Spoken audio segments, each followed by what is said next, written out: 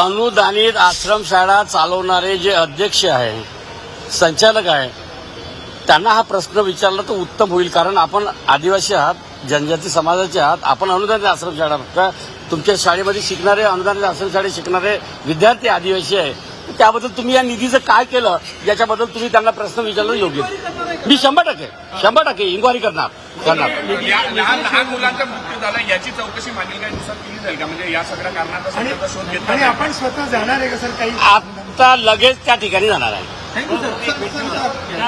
आश्रम संचालकांवर गुन्हा दाखल होईल का त्यांनी निधीचा आभार केला?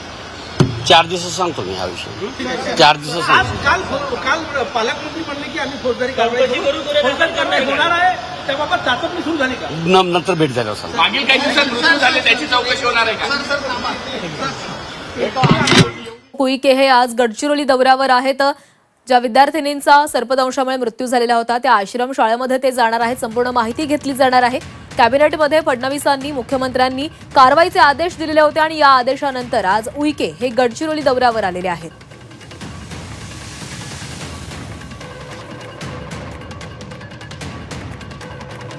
आदिवासी विकास मंत्री आज गडचिरोली दौऱ्यावर आहेत. गडचिरोलीमध्ये सर्पदंशामुळे 3 मुलींचा मृत्यू झालेला होता.